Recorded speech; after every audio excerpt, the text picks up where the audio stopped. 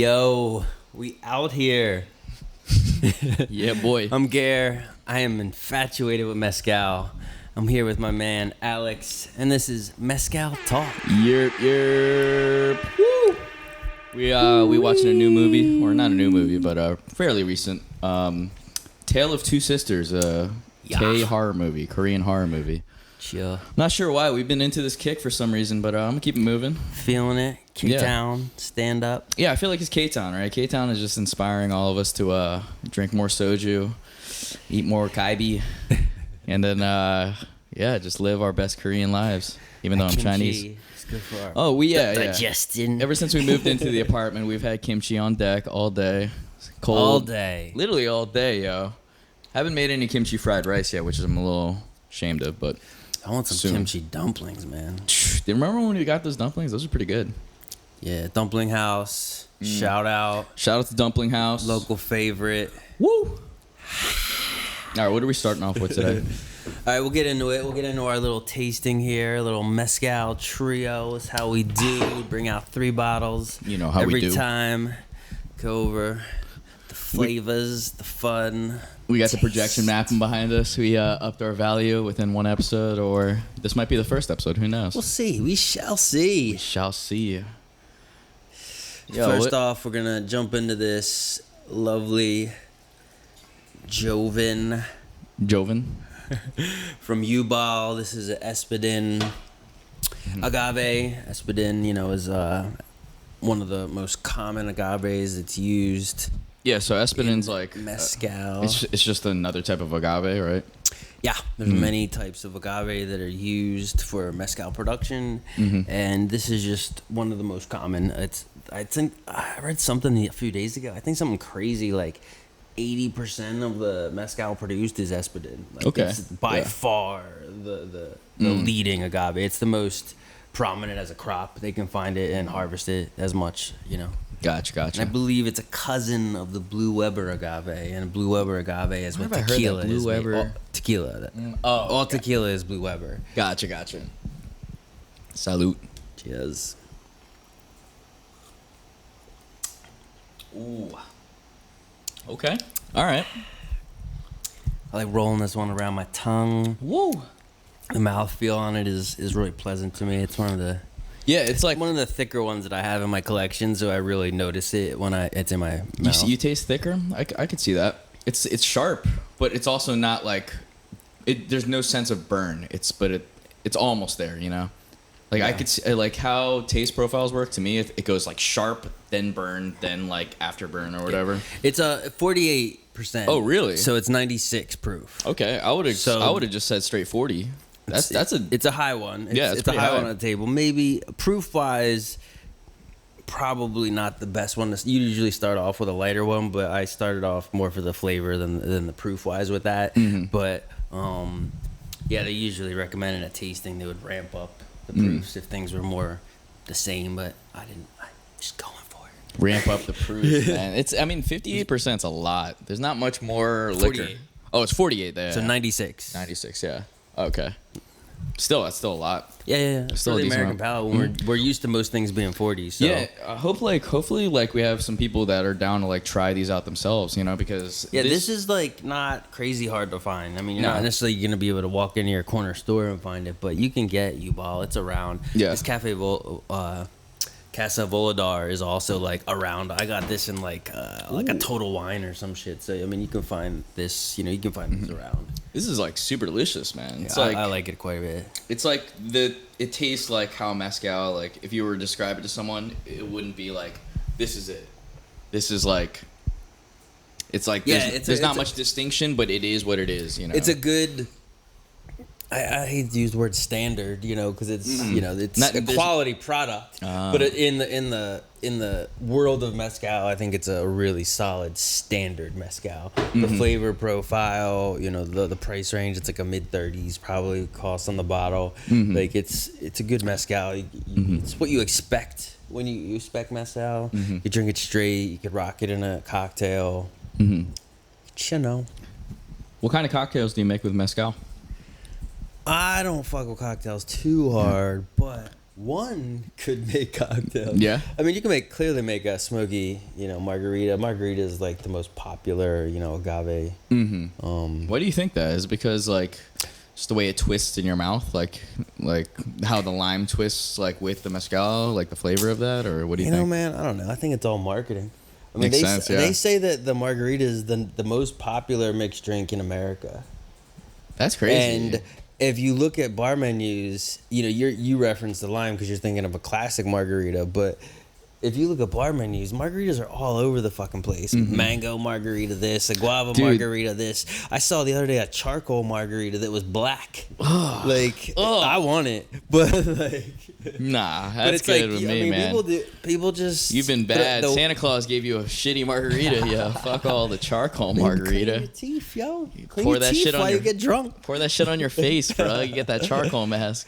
I think it's just like margarita has become so popular for whatever reason that like you could just make any kind of mixed drink, call it a margarita, and then it sells better than if you called it something else. True. Plus margarita though, it has the innate like sourness to it. Even if you get a peach margarita, like those are tart.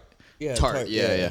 But isn't it weird how like the standard margarita, which is supposed to be the lime, like that's what everyone knows, right? And when if you go to a shitty bar, they're using sour mix, and it makes you want to throw up. Yeah, it's fucking disgusting. Like if you have more than one, your stomach starts turning because it's sour mix, which is mostly corn syrup, which is fucking awful. Yeah, but it's so. But weird. A real one, is pure lime juice and agave syrup sweetener. Yeah, that's actually very delicious. But like, it's so weird that I'd rather have every other type of margarita than the lime one. Probably, I'd rather have a peach, mango's. True. Of course, you're drinking the mango cart right here. Of course, man. LA has changed me, bro. I love those mango guava tropical flavors. This just reminds me of like the Dodger Stadium and shit, like back in when you could do some shit. When you could leave the house. Oh my god, I miss it. Things were open. What is going on in this fucking movie right now, bro? I don't know. I just keep thinking of those. What bad jokes that we were hearing earlier from Dave Attell and stuff like that. Oh yeah. We were watching a little comedy special. So I'm like drinking this, we're talking, I'm looking at this, but then these jokes are running through the back of my head. You need another shot, and they were bro. You need some. Fuck. I need to get. Yo, this movie is so suspect right now. This girl is like caressing. Oh, it's her dad apparently.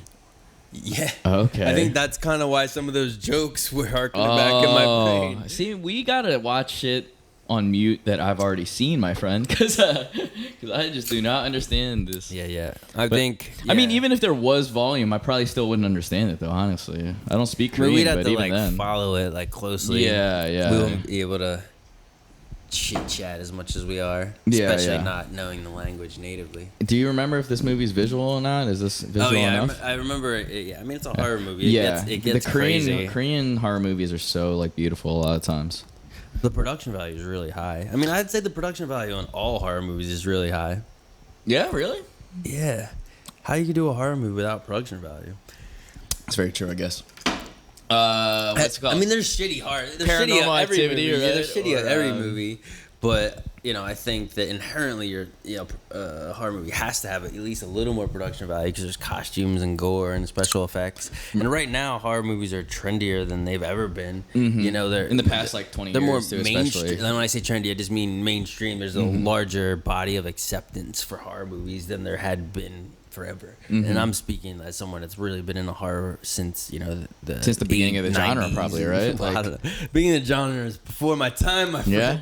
OG Bela Lugosi and Boris Karloff. I was not alive. Yeah, I don't even know those references. Bela Lugosi, the original. What is happening? The original Dracula. Boris Karloff, the original Frankenstein. Yeah. Okay.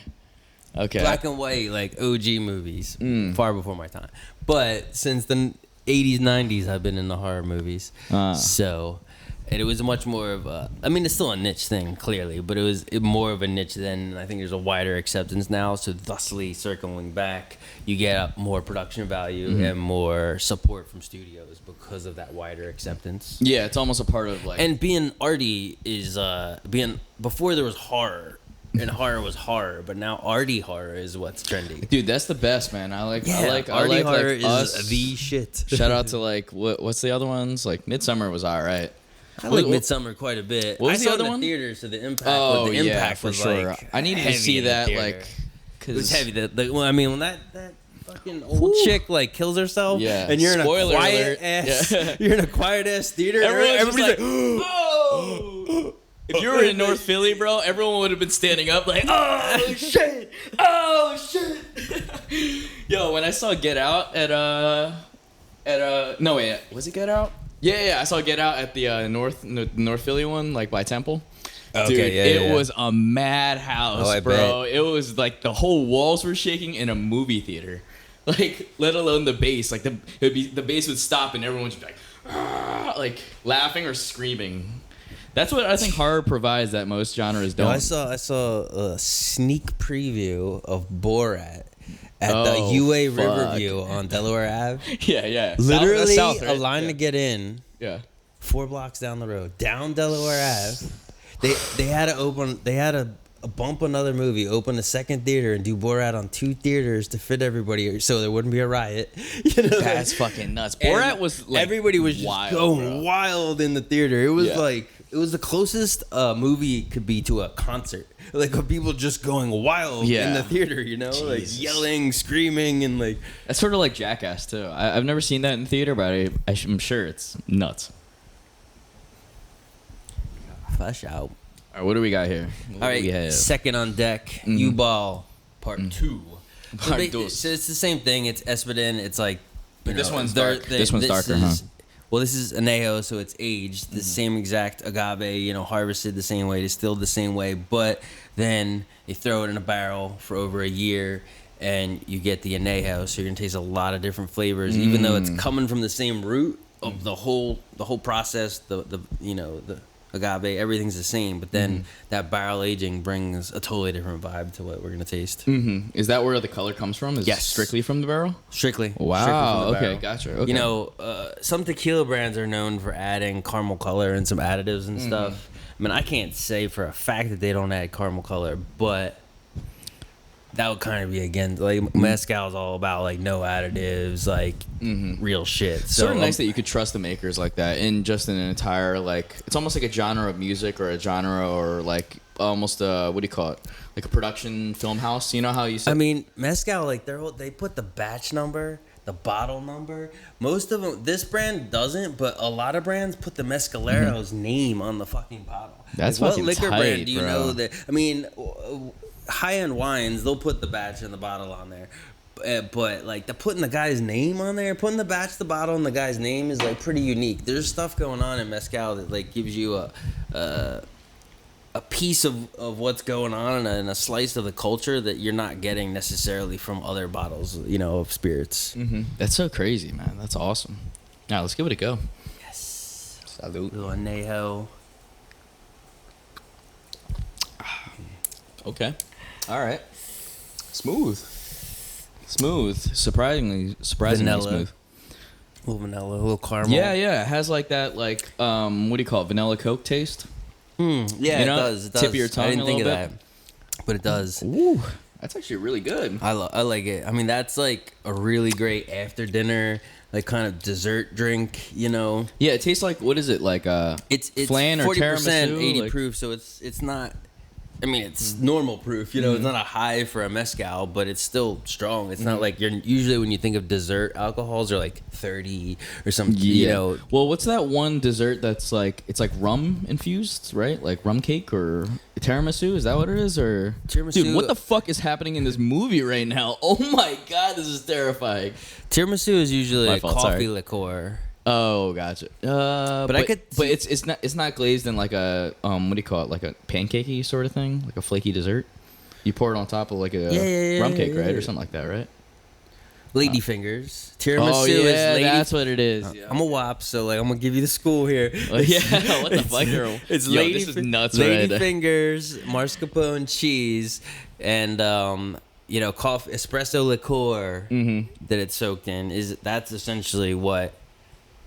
You know, and the chocolate powder, the cocoa powder on top, that's essentially what tiramisu is. So it's Italian. Yeah, totally. Yeah, Tiramisu is Italian. But this, I see where you're coming from with the flavors on this. Put you in that world of that, like... I'm at like a wedding, and then like some Italian... I don't know. I could just see myself at the dinner table tasting this. It's very good, though. This movie is That's good. nuts right now. I really like it. Yeah, my bad. I'm like slowing down on the talking because there's something wild going on in the movies right now. This is like It does The look a little Grudge, crazy. The Ring. Even when like towards Mute, it's still pretty goddamn scary. This motherfucker got the whitest hair on earth. Oh my god. Whew. This is the only Anejo mezcal I have in my collection too. Oh, yeah? I mean, I would say the Anejo type stuff's not super common with the mezcal world. When you're talking reposado or Anejo, it's coming more from the tequila world, and which is influenced by whiskey and the American palate. So I mean, some mezcal producers will make a reposado or Anejo, but it's not the most common. You're getting primarily in the mezcal world. You're looking at Joven, unaged. Joven literally means young. That's the majority of what mezcal is, because there's so much that goes into that mezcal production that they want you to taste. This is what we put our labor into. This thing's been in the ground for 7 to 20 years. We want you to taste this. They're not usually as much about the barrel aging, and when you're seeing barrel aging, it's almost exclusively Espadin, because that's the most common agave. I was gonna ask. So like, if you're why? getting some rarer agave, they ain't gonna like spoil the thing by putting it in a barrel. It's I only because Espadin is more prevalent, so you're gonna see people fuck around with it a little bit more. Would you say that like out of all the mezcal, like whatever they're called, not breweries, not distilleries, right? Palenques. Palenques? Yeah. What is that? The Palenques? distillery. Okay. Yeah. Would you say that like how much of a percentage are they working on Anejo? Like the bronze-ish, goldish, For mezcal, Yeah. 1%. Really? Like, is it like I wonder why? Because is it because like holding on to the stock for that much longer? There's takes more? I mean, I can only think of like a few to a handful of brands that age their mezcal. It's not common. Well, I mean, what's crazy is that it's such a subtle difference. Like, it adds that wood barrely taste to it, but it doesn't add or subtract from the one previous, because these are both the same maker, producer, the same agave, the same. They're both from. Let me make sure. I don't like being wrong. They're both from San Juan del Rio. Yeah, so they're from the same land, the same producer, the same process. Everything's the same except for this is thrown in a barrel at the end of the process. Yeah. This goes straight. When this is done, it goes straight to the barrel. When this is done, this goes to the barrel and then waits a year and then goes to the bottle to us. Well, it's so generational in that way, where they're like thinking that far ahead in a small like it's funny because it's like, and you can even see like this is interesting, like this takes it on another level. So since we happen to have this batch and bottle info on the back here, this bottle here, you can see this is bottle 5,670 of a batch of 6,480. Ooh, you got the tail end. That batch was almost 6,500 bottles, right? Joven. This batch, 1,440. So they only made a quarter less. Or I'm sorry, they only made a quarter of that one. Yeah. And so this is bottle 144. You're lucky you got an Asian co-host, by the way. Bust out that math, boy. Yeah, boy. Calculate it in the brain. I'm pretty bad at math, actually. No, but that's crazy, though. But so that gives you an example of even just... Like, again, most don't make aged. But even this one that does, the amount that they're making is relatively low. Yeah, but like it's like the age is meant for the taste, not necessarily anything else. Like, it's meant for like you ever have... I mean, honestly, I think it's literally meant to appeal to whiskey drinkers. And from a business standpoint, they're trying to expand their distribution and expand who will drink this. And it's also like a gateway. Like, if you're a whiskey drinker and you heard about mezcal, then you might be like, what are the ones that are gonna like gateway you into it? Like, an age thing is probably gonna gateway you to it versus that definitely happened with me, because I think when you started introducing me to mezcal, you probably started off with the Anejos, actually, and like it was like by nature I just thought of it as whiskey, and I don't even really like tequila at all. Well, the tequila, Anejo and Reposado tequilas, I think is probably what I first was like pushing on you, and then it became more of the mezcal thing, and then there was actually the Sotol that you thought was mezcal, and then you were like, yo, I think I'm getting into mezcal. I drank that Sotol. I mean, I drank that bottle you had, and I'm like, oh, that wasn't actually even mezcal. That was Sotol. And you were like, I still don't know. And you don't even know what you didn't know what I meant, but well, I mean, it's nice to like have something to like really like dig deep into, and not just like it's not like Sotol is technically a different plant. It's exclusive to Mexico. Is it agave? It's a cousin of agave. It's called the desert spoon, and it's closer to desert spoon. It's somewhere in between. That's what they call my dick. I'm just joking. Oh, I don't even know. I don't know if that's like a good thing. No, it's not a great thing at all. Your dick's thirsty for water. Yeah, no, for sure. My dick is severely dehydrated, and it needs to be spooned right now. So it's not an agave. It's somewhere in between an agave and a lily. Oh, I see. Okay. But it grows in the desert. It's skinny. It's not like an agave, which is a thicker plant. Yo, so like, what's up with the agave syrup that people get? Like, is that made out of like what type of agave? You know, like now that I'm understanding that there's more than one agave, like what? Got me. Yeah, it's all good. All right, we'll find. No, I mean, I don't know what type of agave it's made from, but I mean, it's agave. Probably like the cheapest one. That's mostly. And it's not. It's obviously a sugar. They're doing it. It's a different process than making a liquor. You know. I think what I like about mezcal is the fact that like it's so smooth. It gets smooth, high alcohol content usually, and it's like, it's not. It's. Even when it burns a little, it's still smooth. It's not like it doesn't burn like something else where it burns. And yeah. You're like, like you might burn for a second, and then you're like, oh, okay.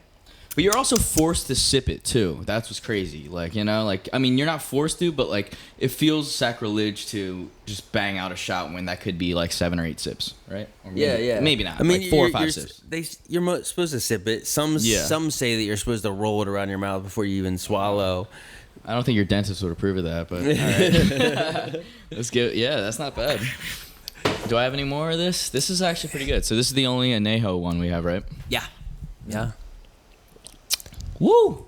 And I want to get the Reposado from that brand too. I like having multiple things from the same brand and really tasting the nuances that they do with their expressions and that's how I think that's how you learn to a certain extent. I never thought about that in the past. I would think, I want to try different things, but this is trying something different just because it's the same brand, but they're different things, and you get to learn a nuance. They're completely different, though. Actually, they're completely different. You would never think, looking at the bottles, knowing they're the same brand, and knowing that they come from ultimately the same root product, you wouldn't think that the flavors would be extremely as different as they are.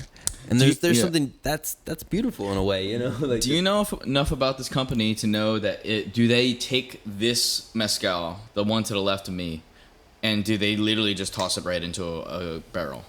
I believe so. Yeah. Yeah, it's like that's how it works. Yeah, this is their signature mezcal, and then all they did was probably just toss it into a barrel, like probably right, like. But it's not like this. They might water it down a hair. Okay. Because why would you say that? Content. Well, that's how. You mean the Blanco or the non-colored one or whatever, right? No, I mean the Anejo. Why would you say that? Well, because this is 48 and this is 40. Oh, but so I don't think that the barreling itself. I think the barreling could change the proof, but I don't know if it could change 8%. It could. Oh, yeah, and that's how liquor companies level out.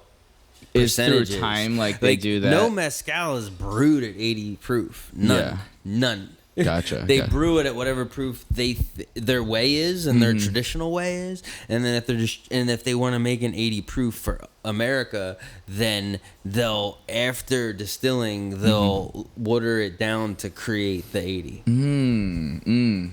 That's crazy. I mean, that's how I'm not a total expert in liquor in general, but my understanding is that that's more or less how all alcohol would work. You distill for your process, and then if you want to level it out at a very specific proof, then you have to do Cut that. It, yeah. I mean, a lot of small batch whiskey, a lot of small batch anything, they come in sometimes at random proofs, 97, 40. It's all random stuff, and some of them will say a range I've seen before. I've seen that. It's like when you're getting it, what do they call it? They call it distiller's cut or something. When they do like it's straight out, it's like, all right, this is what it was, straight out the fucking distillery. When they do it at that, it's like a random number. Any mass producer alcohol company, when they're getting it at 80 on the dot, they're getting it 70 on the dot, 35, whatever it is.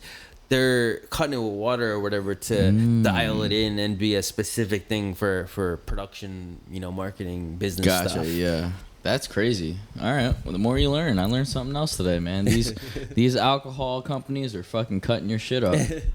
Stomping on your liquor. It's not like, it's for better or worse. It's not necessarily. It's for regulations, probably.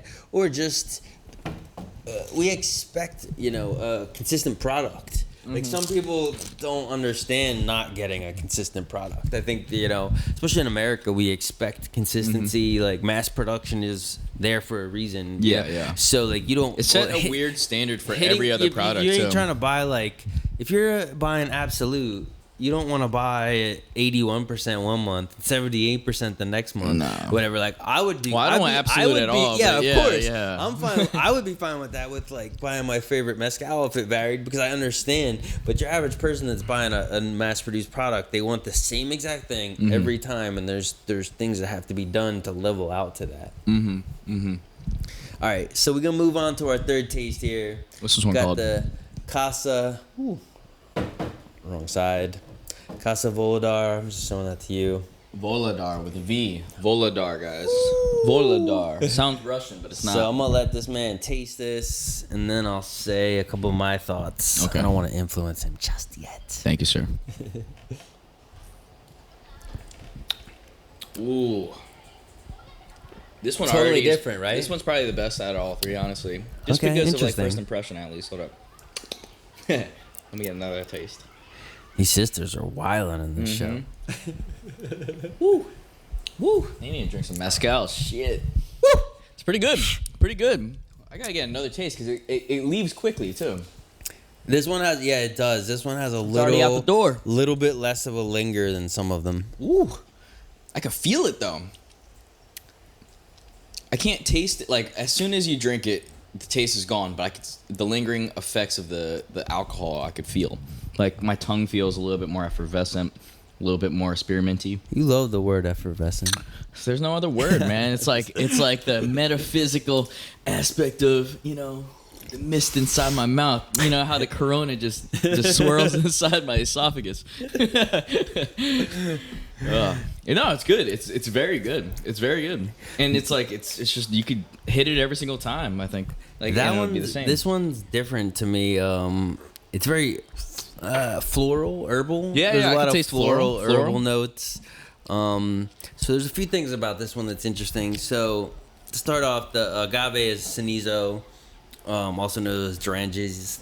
It's a lot of crazy. I'm impressed that you've been saying this. That's one of my first. I hate this word. I say it bad every time. Durangensis. This fucking gringo over here. Come on. Just kidding. But AKA Cenizo, and I'm just gonna roll with Cenizo moving forward because I know how to say it. Okay. Cenizo. Cenizo probably. But this is twofold with this one. So it's the Cenizo, which is more of a desert type of thing. Okay. And then what are these? Let me see if that one's desert. What's the other ones? Let me see if they where this comes from. It's very floral though. That is definitely true. It's from Guadalupe. But Durango. Yeah, Durango. Shout out to Our Lady of Guadalupe. Besides the Cenizo being in my opinion, I've had a number of Cenizos, and they're all kind of a little more floral, earthy, perfumey kind of vibe in a way. But it's pungent. On top of that, this particular one is infused with Damiana, and Damiana is a Mexican herb. It's also used in Asian cultures. It's both a Latin and an Asian herb. I don't know if there's a more prominence with one of the cultures versus the other. It does have a tiny bit of medicinal flavor, and that's coming from the Damiana. Yeah, I feel like Asian people and white people have different profiles when we say medicinal. Palates. Well, no, not like flavor profiles. Like when I say medicinal, and then white people say medicinal, they're talking about Robitussin. I'm talking about I can see what you're saying. The ginger root stores and the little ginseng joints. You know what I'm saying? For sure. I'm not talking about like medicinal in like a mass produced way. I'm talking about like, you know, you go to Chinatown, you take a sniff in the store, and you know. I know what you're saying. Yeah, it's delicious, man. Very delicious. So with this Damiana, it's not like a major movement in mezcal, but it's not entirely uncommon. There's a few producers that infuse their mezcal with the Damiana herb, and there is some, you know, cantinas and, you know, mezcal spots in Mexico that apparently will do it fresh. We're gonna have like ground Damiana and like sprinkle some in, or have like their local brew where they locally, you know, add the Damiana. It's like not uncommon, even though it's not common. That's crazy though. They just have it in the back, like to add to the experience almost.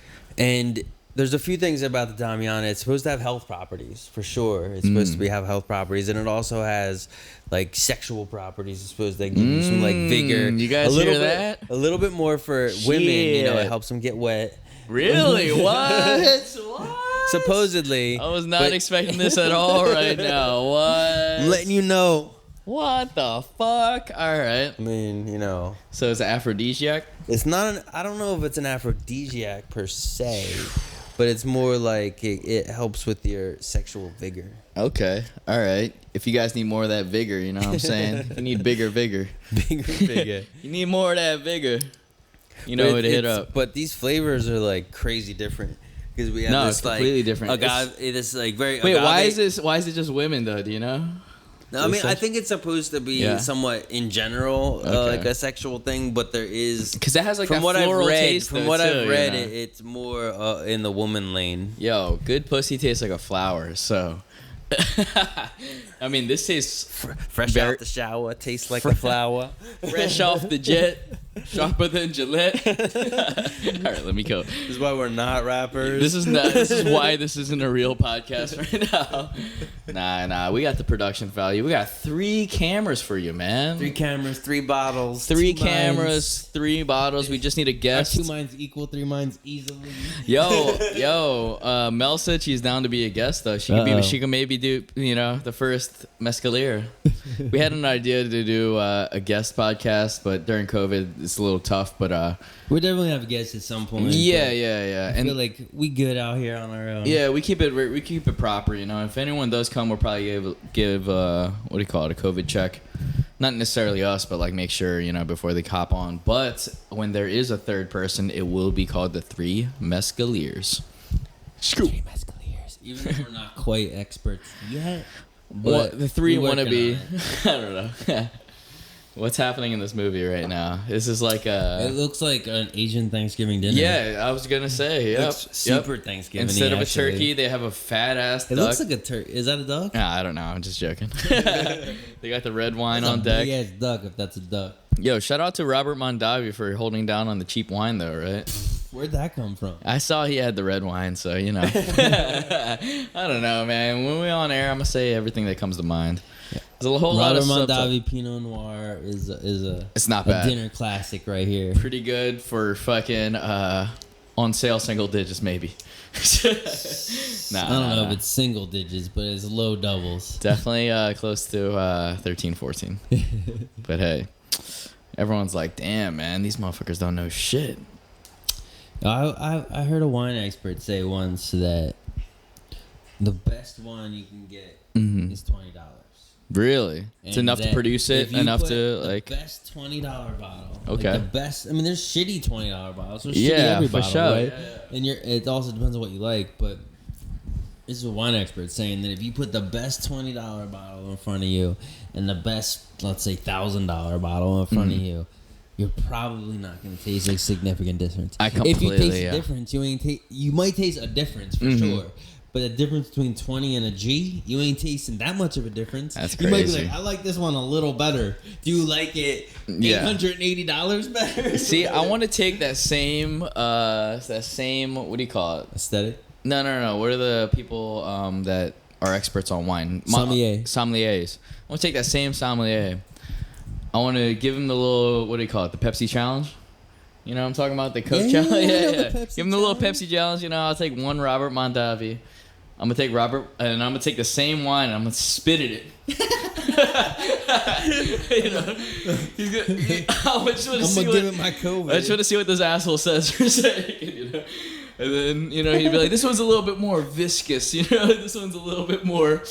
I like this one a little bit more. I feel like it's cheaper, but you know what? Just give him 2 or 3. I'm gonna give him third one. Or are you gonna come in it? Oh man, jeez, we don't have enough production value for that, man. And while he's tasting this, Alex is in the bag jerking it out, like in a fucking, like it's punked or something. Like I'm in a porta potty in the bag. Now try this one. Porta potty makes it way worse. He's like, now try this one. He's like, he just spits it out immediately. He's like, this what one's the fuck really good, but it's salty. I'm just like cracking up about what else? What else? All right, let's stop. That's fucked up. I hope I don't lose a. I hope I don't lose a job. As this chick's having a seizure at Thanksgiving dinner. This is pretty wild. Movie. Yeah, I would suggest watching this movie just for the visuals alone. Everyone is like acting their ass off. You know, this is the colors. There's yes, good color yeah. The floor I and feel like that color on the floor versus everything else. What does there? You don't never see a red tile floor unless you're in a restaurant, like in the kitchen. You know what I'm saying, right? It's an intense color of a floor. I'm pretty sure. And like it was the on fact that purpose. they don't need to have red blood, you know, because it's red. You know, like all right, you guys can't see this right now. This might be a terrible podcast moment, but like this lady is definitely having more than a seizure, but it looks like a seizure, but mixed with The Exorcist. Mixed with she's probably possessed or something. I think she's possessed. Is that what this movie is? Like, I still don't. It's a horror movie. So I was just like, should we watch this? You were like, yeah, let's put it on. You know? Supernatural shit. Yeah, because I'd watched 20 or 30 minutes of it before, and like I just got distracted. How do you get distracted from this movie? This movie will fucking. It was more like I wasn't paying enough attention, and I was like, this movie deserves more attention, so I turned it off. I feel like granted, we threw it on now, we're not fully paying attention. Yeah. It's all right though, you know. It adds Maybe enough after to the it. podcast, Whoa. we'll rewind it and watch it for real. I might have a nightmare. I might have a whole ass nightmare. A whole ass nightmare, not a half nightmare. Nah, half nightmare. Half nightmares though. You ever have a sleep paralysis? My whole life is a half nightmare. God damn. It's alright sometimes, and other times. Sorry to bring you down, guys. God damn, you know. Oh man, you ever have sleep paralysis though? No, never. Well, one time actually. One time, All I right. thought it was an acid flashback. See, like that's an old head thing. No, we don't blame our problems on acid, bro. Okay. And then I realized years later, I was like, I don't think that was an acid flashback. Yeah? I think it was sleep paralysis. Yeah. What do you remember in it? What do you remember from it? Like, you just remember I felt being like terrified? I was in a horror movie. I mean, I also think that the house. Shit! I was like Sorry, guys. 18 or 19 or 17, somewhere between 17, 19, something like that. And I still lived at home with my parents. And I certainly believe that there's fucked up shit about my parents' house and quite possibly is haunted. So like we spoke about Ouija boards once before. So- This guy is not fucking with no Ouija boards in this house. My parents' house was built on land that's not far from an Indian burial ground. So there's some. Well, we're in America, so you know what I'm saying. I Like, should say Native American burial ground. well, just in general, like this whole continent's a burial ground in a way, right? Sure. But yeah, keep on going. There's some, I don't know. Like at the time, I thought it was maybe the acid at the time, or maybe it was. Yeah, because 12-year-olds, it's a really No, hard, tough time. I I'm was just joking. 12. I'm just like, you know, yeah. No, when I was Kindergarten can be 12, tough, bro. And I was flashing back to fucking kindergarten, and I was like, the time I did acid and tried to color in the lines, it was really hard. You know, and then I got sleep. Oh fuck. Do you remember anything else? But I though? woke Yeah. up in the middle of the night, like I was just sleeping, normal shit, you know, sleeping. not- In yeah. the middle of the night, I woke up on some like Yep. Okay. like moved right angle, like you're in a movie, like right angle. Oh shit. And then had like intense fear, like no other Yeah, feeling yeah. other than Yeah. fear. I'm gonna die. Fear. But were you fear. still like tripping, dreaming? You know, were you still I dreaming? wasn't tripping at the moment. I mean, no, but like, so sleep paralysis. No, I woke up, but I couldn't move. My hands Yep. were like, Yep. I was Yep. and- This is it and right here. I couldn't really move other than the like sitting up. That like just I woke up, you know, out of sleep, and I just had fear, just nothing else other than fear. And I felt captive in the moment of fear, but cognizant enough to be like, there's nothing to fear. It was pure darkness. When you can't move, though, and I thought, I'm like, is there ghosts in my room? Like, because it's pure darkness and you don't know what's going on. And you're like young. Terrifying. But, eventually, I remember it was terrifying.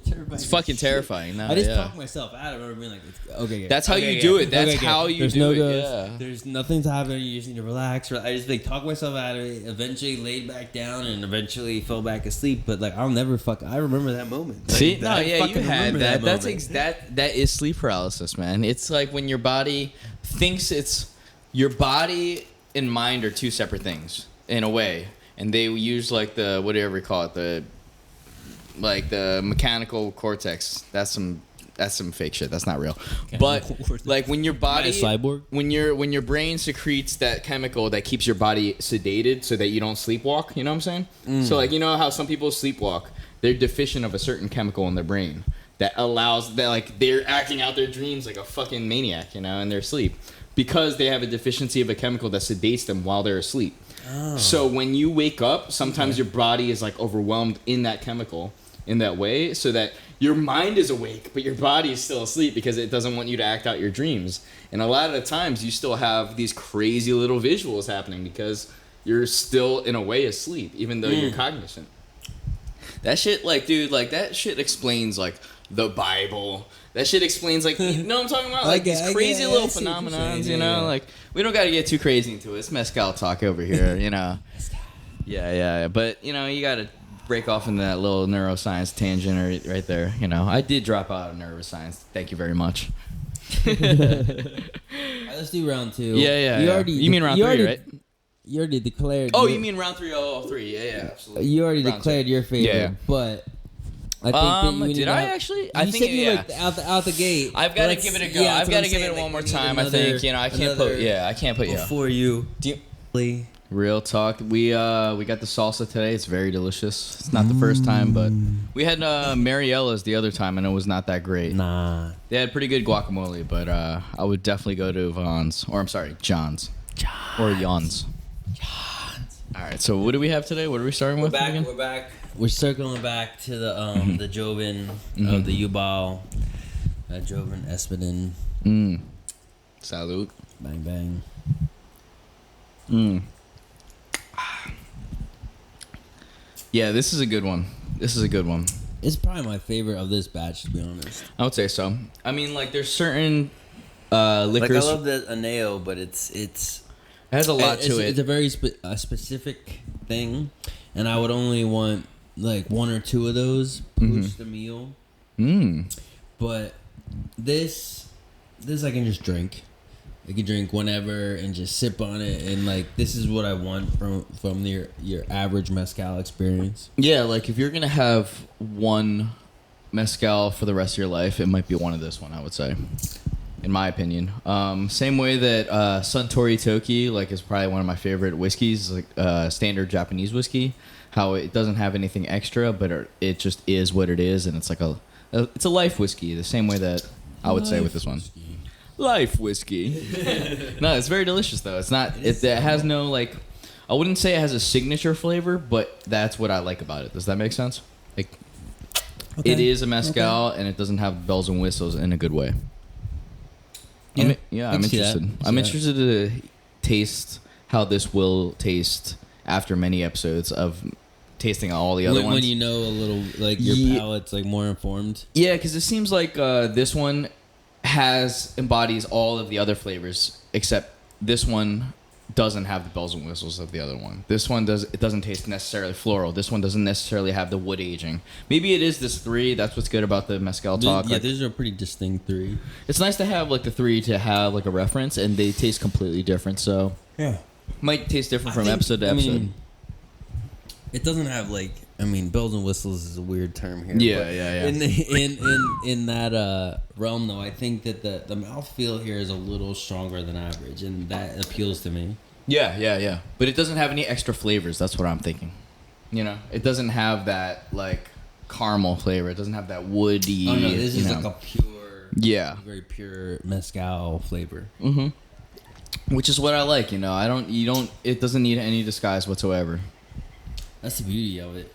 Mm-hmm. You know, like, it's a beautiful, neat, like, spirit, you know. Like, I mean, that's the... Mm-hmm. Sipping on it neat is the number one way to drink it, you know, and appreciate, like, the nuances and the flavors and all the efforts in the hands of all these people in this village that, like, probably put this shit together, you know? Mm-hmm. And it doesn't have, like, that... It doesn't have, like, yeah, like how you drink it neat. Like, most liquors, you need it on the rocks. You know, even whiskey, gin. Maybe gin could be neat, but even then, like, you're crazy to drink that neat. Gin's not really neat. Whiskey would be neat. Yeah, but even then, like, it would have to be, like, scotch or something for me. Like, even the best whiskey, like, I like it on the rocks just to have it, you know. Be a lot of old men that would yell at you. Yeah, man. You old man can suck this dick, bruh. It's like, I think the term neat comes from the whiskey world. Neat, I could be wrong, but I believe so. I think so. Dude, this movie is gotten out of hand right now. So out of hand. Mm. Yeah, I mean, we watch stuff other than horror, I promise you. Occasionally. And on occasion. But, you know, Shudder, stand up. Did you hear that Universal Studios said that they're not doing Horror Nights this year officially? No, I did not see that. They just announced that. I mean, I'm not surprised. No, I yeah. didn't see that. First of all, if we went during this year, it would be get COVID. It would be a horror. It would be a horror night, a night full of horror. You know, I'm not worried about your chainsaw. Full of douchebags too. I mean, I would probably get in a fight with a Trump supporter. Like, I see a bad news happening. If you guys want to see Gary get fucking fight a Trump supporter, just like and subscribe, and we'll follow through with that. Tell me promise. in the comments. Oh man. We had an idea of going through the protest with like this flatbed truck just blasting music too. And honestly, we're just waiting for the right time to do it, you know? It's like comes in waves. Show. Dude, this movie. But what was that, just like in the last 2 days they announced that? Yeah, it was like literally today, at least I read. It would have been great. That's what I was mostly looking forward to, but at the end of the day, like, we should have known that yeah. The really disappointing fact is that this country, man. Fucking Candyman's coming out. Oh, and then Universal's tied in. Yo, wait, so what? Oh, so that they would have definitely had a fucking Candyman thing. That's what that would have been awesome. So like last Clive year, Barker meets Jordan Peele. It's like that's two faves of mine, and like that. I mean, because they had. Would you say that Candyman's one of your favorite? Like horror things? No, not necessarily. But like the remake was very exciting though, right? Like I'm the whole super idea excited of it. for the remake. I cannot wait to see it. Wait, is that? I mean, Clive Barker is my OG favorite. If you're gonna talk about like a horror, what else did he do? Hellraiser, what Night else? Breed, Lord of Illusions, Books of Blood. Okay, Books of Blood. This motherfucker has a Hellraiser vinyl. Yo, I got all the things. I got all the Clive Barker things. That's crazy. But, that's crazy. So, yeah. I mean, that would have been so exciting. Us was incredible last year. Yeah. So, like, was there anything else? Ghostbusters was incredible last year. Room at fucking Universal. We should watch Candyman, man. Yo. Let's watch that one. Next episode. All right, we watching Candyman. Shout out Bernard Rose. Director, writer of Candyman. Taking Clive Barker's vision to the next level. This is a crazy picture we're watching right now. This is like a POV of someone getting dragged. I don't know if you guys were listening since the beginning. We're watching the cinematography in this movie is pretty sick. It's daring. It's really good. It's daring and it's really well done. It's just damn, this shit harkens back to like we were saying earlier with the like there's like this inherent arty element that's going on in horror that really Well, I feel like it's really always been around for Asian horror. Good. Don't you think like that artiness has been around since the beginning of Asian horror in general? Like definitely since the beginning of American horror, but American horror lost its ways in a way, right? Yeah, with fucking Friday the 13th and these goddamn slasher movies are just about like killing and like blood effects. Do you think that Candyman would have been that? No. Candyman inherently is not that. I mean, Clive Barker is inherently not that. And when Bernard Rose like re-envisioned Clive Barker's story for Candyman, the original, brought all of the African American elements into it, which, to be honest, you're talking about this year's or the original. older? Oh, okay, gotcha. Candyman is a story did not. Oh, don't worry about it. Party foul. Mezcal talk foul. Mezcal talk party foul. It'll happen. I'm gonna spill something. The I'm gonna socks are probably. wet. That's his punishment. Hey man, the socks were wet before that. Whoa. It's like nah. But yeah, I mean, the movie, the original story of Candyman did not have any. Was it like a racial African American element? Oh, gotcha. The original movie by Bernard Rose brought in all the African American element, because the original setting of Candyman was in Liverpool, was in England. So I mean, it's a predominantly white area, and it was a white story. You know, it wasn't defined as a white story, but the characters just were what they were. You know, but then when Bernard Rose was doing the movie and he brought it to America and did it in Chicago and Cabrini Green, and Cabrini Green at that time was like the most prominent ghetto in Chicago, one of the most prominent ghettos in America, and then brought in the whole racial African American element and tied it into the South and slavery, and like that was like the genius. I mean, I think Clive Barker's a genius in his shit, but his Candyman story wasn't that deep. It was what it was, but it was a short story. But he made all short stories are typically only so deep. He made it a human level. Took it like the next level, made it appeal to Americans, but also furthermore just bringing the African American, the slavery aspects, and making it a really deep story. Yeah, into the mainstream. And what was that, late 80s? Mid 80s? 90s. Oh, really? I was seeing it back in the day, man. And there was 3 of them, but like the first one was like the best. What do you think is the best remake horror? Ooh. Remake horror. So what did we see recently? We've seen like it was actually pretty good, but it didn't stay true to like the horror of it. It's good. It's hard to call it a remake because the original It movie wasn't necessarily a movie. It wasn't a movie. So it was a TV movie. So when you're talking a TV movie, obviously there's limitations. Especially when you're talking it's like a TV Lifetime movie almost. 80s, like TV now, what does that even mean? But like TV in the 80s is a specific thing, and they couldn't push boundaries like they can now. Like a TV horror movie in the 80s is just straight whack. Like you can't. No, I thought it was scarier, but that was like a one of a kind where it did translate as a movie. Like if you tell people that it was a TV movie, most people will be like, really? They'll be surprised. Tim Curry was great in it. Yeah. You know, what else was he in? So I think is Tim Curry? He's most famous for Rocky Horror Picture Show. Rocky Horror, yeah. He's the one with the tights, right? Yeah, he's the main character. Yeah. That like facial structure is so weird. But I mean, without him, good man though. You know, without him as like being strong in the role, and then also having a legacy behind him, so people like automatically want to like him.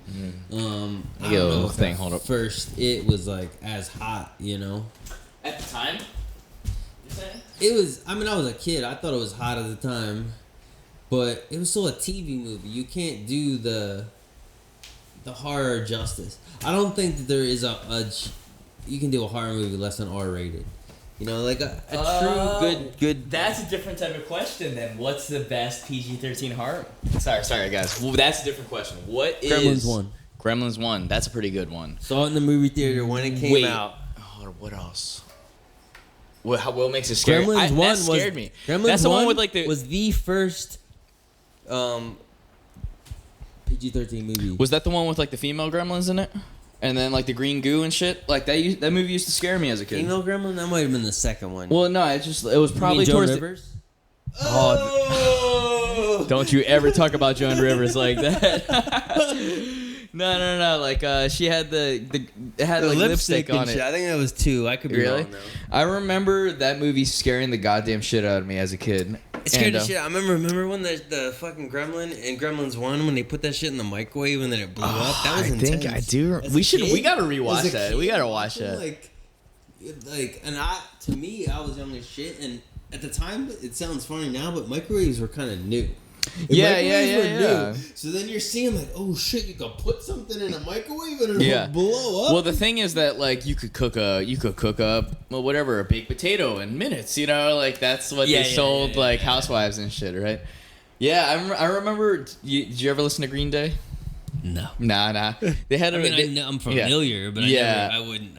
listen to Green Day. They had a music video called "Warning," and What it was was that like, first big song they had? It was like real bass driven. It was alright because the bass line was like the one on Dookie, probably. Yeah, it was on Dookie. It was like their first single. On What Dookie. was it? I mean, it had to have been what's it called? I actually don't know. I remember like thinking like, oh, this is cool. Anybody listening to Green Day is hating on us right now. So I was like, oh, this is cool, better than being like just straight guitar pop. Yeah, I mean, their record after that was actually pretty good as well. Like, it was Dookie, and then they had the one where it was like, warning, live without warning. And they also had, like, fucking, it doesn't matter. The music video was hilarious because the dude in it was doing everything that you shouldn't do. Like, he was running by the pool, he was, like, undercooking chicken, and he was, like, staring at the microwave, like, right next to it. And this is, like, probably mid-90s. I like to stand in front of microwaves all the time. Yeah, Jesus, yeah. That's just, I don't want to have kids. So. Yeah. Jesus Christ, I should have probably nuked your babies. My man is shooting more blanks than fucking. I hope so. Than Brad Pitt in a Hollywood set. No hate on Brad Pitt. Good man, but those ain't real gunshots.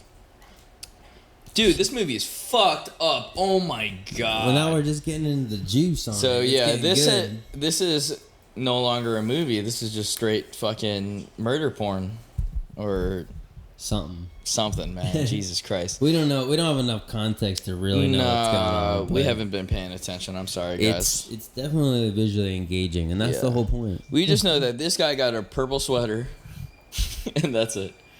Well, I hope you guys enjoy like Korean movies, man, because this is like Korean horror movies, most specifically. Are there any other Korean movies? I thought they were just all horror, man. I thought that was the thing, you know.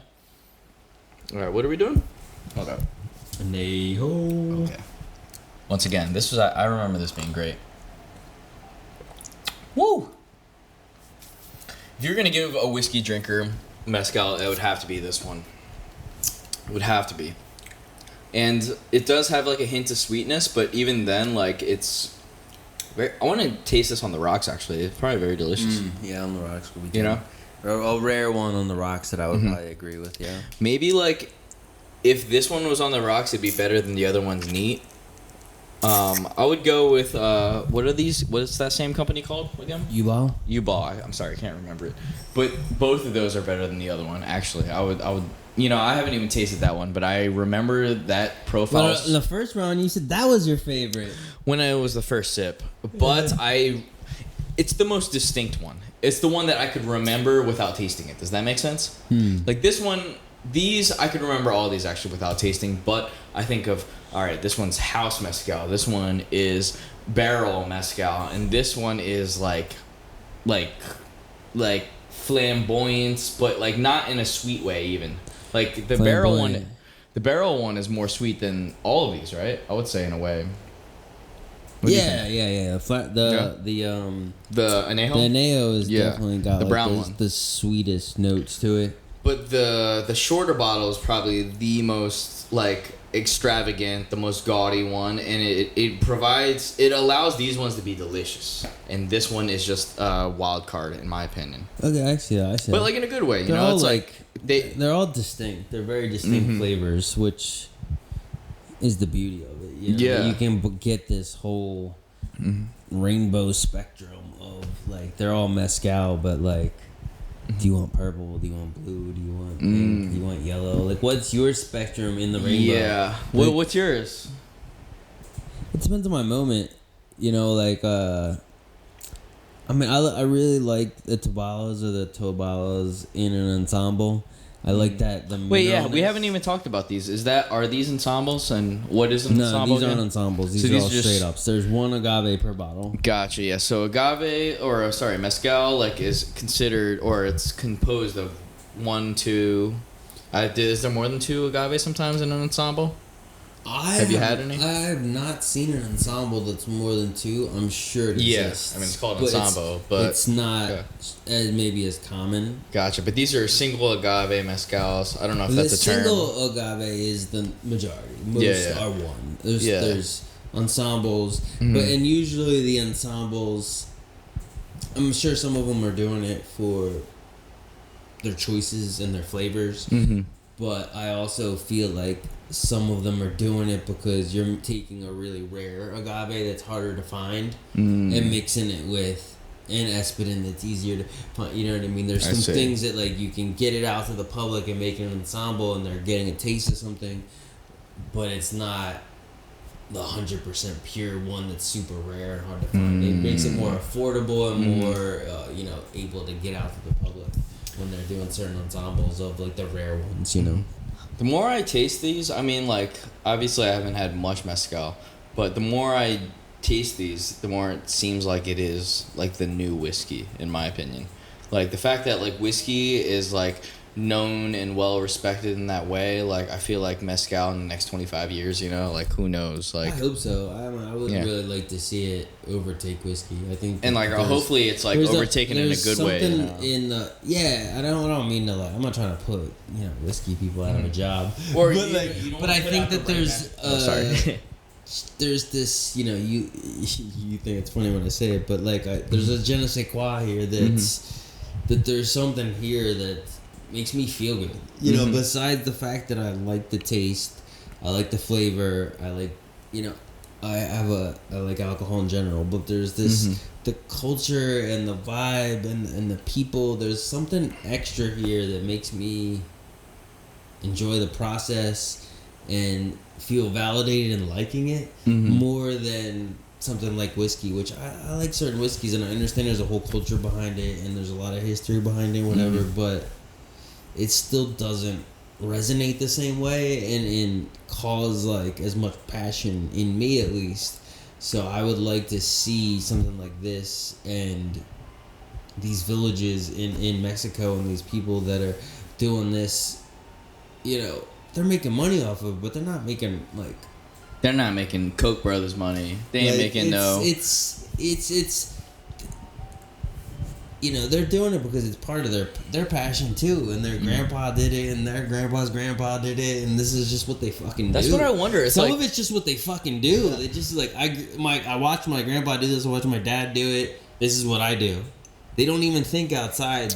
There's something else to do, and which is a little weird maybe to you and me, but like no, there's it's a not beauty weird to me. it, there's a beauty to it, the purity of it. Well, that's how life worked before, and the generationalness of it. That I appreciate and brings a whole nother tier to the flavor, like on my tongue.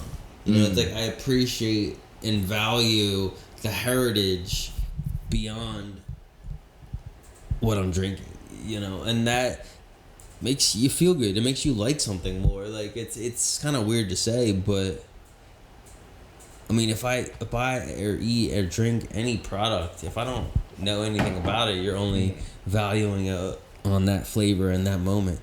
But since I do know something about this, and I am engaged to know as much as I can about this, and the only reason you get engaged is because there's something deep to be engaged about. If you were engaged and then you got it all and it was shallow, then you'd be over. But like this shit ain't shallow. Like I'm engaged because I keep learning more and more. Well, there's more questions process, about the people, about the culture, about how it is in one state versus another state, one city versus another city, one agave versus another agave, one palenque versus another palenque. Like there's so much variation and there's so much deepness in the culture that like, I mean, to me, how can I not be engaged? But so I certainly want to see this excel to the level where it's getting the recognition and the money it deserves. And I feel like compared to some other industries, I feel like they're not going to sell out. Like it's just, again, it simply is what it is. This dude's going to make it the way his dad made it, the way his grandpa made it, the way his great. If they can make more and make more money, great. But they're still going to make it the right way and the OG way. It's not like some other industries where as soon as they start getting attention, then they start like, oh, how can we do this? In a quicker, easier, blah, blah way, I always respect any like entrepreneur or any type of like artist that like does not settle for like what it means to like how they got there does not like how they got there defines how they make the rest of their money. Does that make sense? In the way where it's like some artists like never compromise their vision and their craft, and that's how I feel about this right now. And I hope that like it continues to do so because like I don't want them to compromise because the shit that we're is.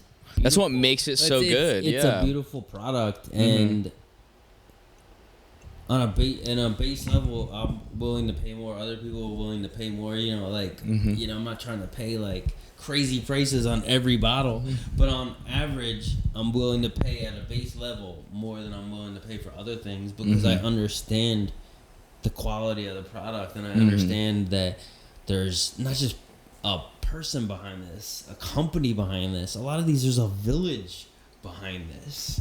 You know, so like that, like knowing that's a different. It makes you feel different. You know how many? This is a person. Oh, this is a company. Oh, this is a brand. I stand behind this. I stand behind that. Like, how many things are you into that you can be like, oh, there's a village behind this, and that changes your whole vibe when you think about this. Isn't a company behind this. There is a company behind it, but there's also we never think about that. I'm not gonna say every brand has a whole village in coordination.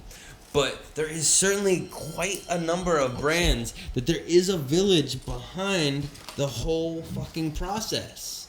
And that's beyond me. Beyond, like, we don't think like that. And I'm using the word village, but like think about town in America, town. What town all gets behind one product? None. There is no town in America that all. There's manufacturing towns that like live off of. Yeah, it used to be. There's certainly manufacturing towns and different towns that live off of an industry, live off of certain plants. You know, but it's like that's their job. That ain't their life. That ain't their passion. That ain't their grandpa. Let me pose you a question then. Why is this so compelling, but Apple iPhones aren't? Like how they're made, you know what I'm saying? Is it because it's outsourced? I mean, some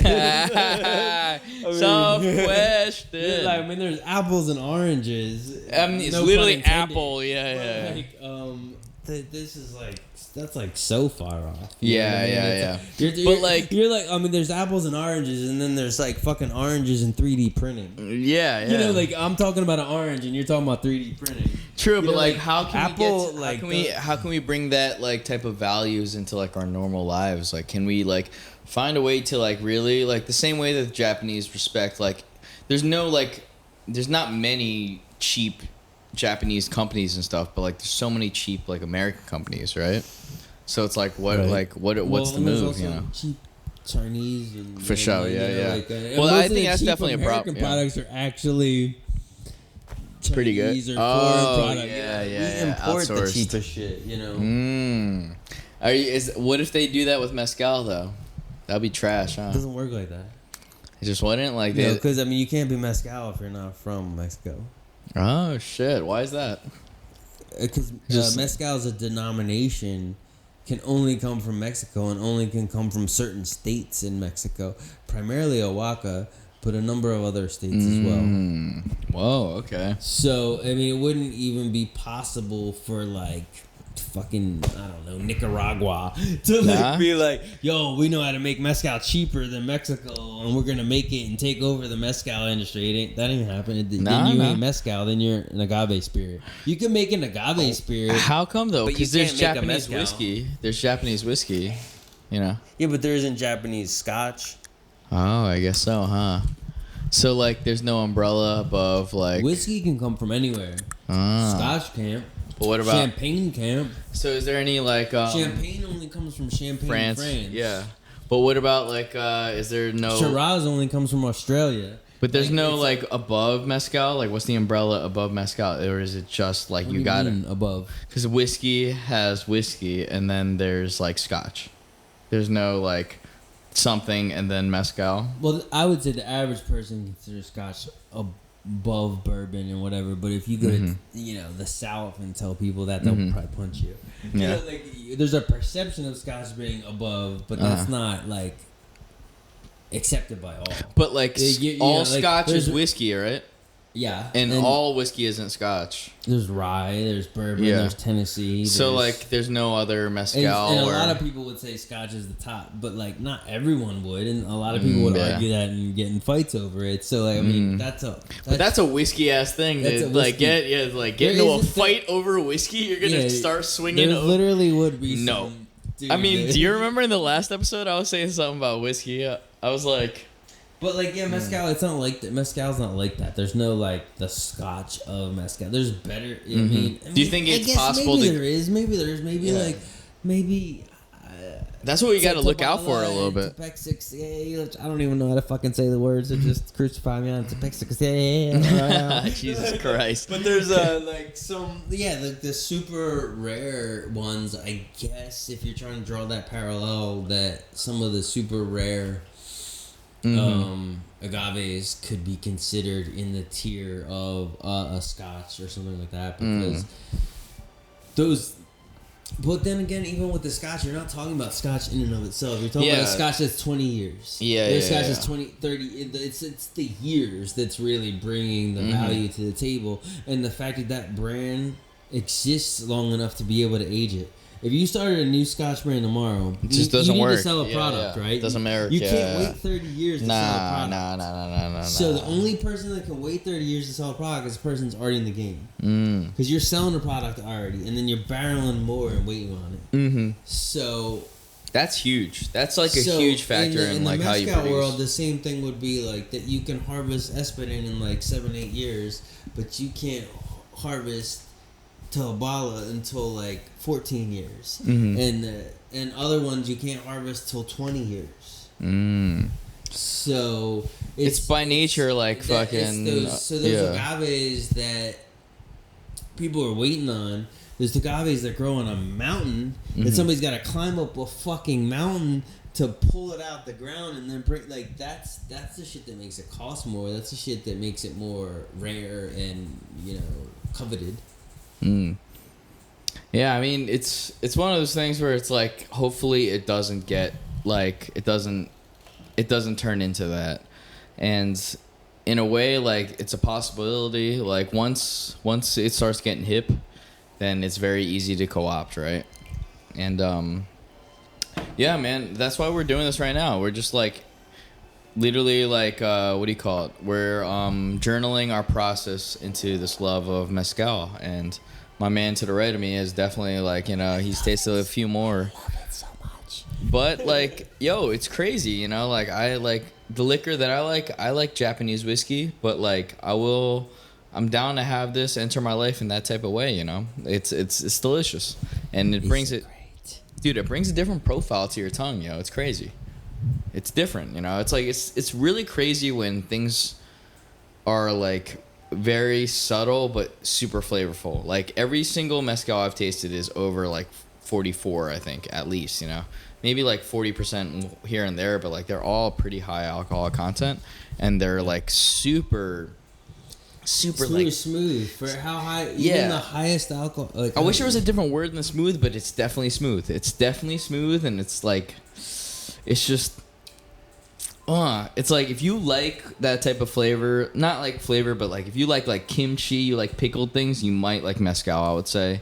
If you like anything that is not fishy, but like, I don't know. I don't think it's fishy at all. No, not fishy, but like people that might like fish would probably like mezcal, in my opinion. You know, if I love fish, so I guess you're. It's not correct. Causal and correlation. You know, it's like there's a correlation, but it's not caused by it. It's right, you know what I'm saying, like because they like fish doesn't mean that they, you know, it's like it's no. It's like if you're open for that. Like, and I don't eat meat. I haven't eaten red meat for 20+ years, but I certainly think that there's certain mezcals that would pair well with a beef. There's like some really strong, think about some of the strong. Jesus Christ! Whoa! Think about like, you know, some of the strong flavors of certain mezcals. You know, like. But I can't imagine it with red meat like that. I guess maybe the Anejo, I could see that, but maybe that's because I like whiskey too. You know.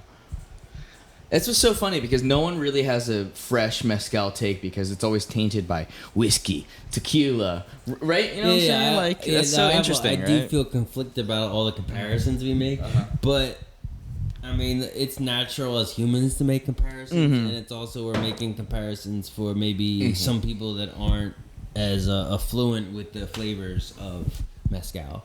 So, plus, like it's like for like people that most people would have tasted 10 different whiskeys before they may have even listened to this, you know. So that's mostly no one has listened to 10 mezcals most of the time that would listen to this, or if you have, then I hope there's some people out there that know are more into about it. mezcal than me for sure. Like I don't, that'd be amazing. All kinds of people that are listening. We'll see.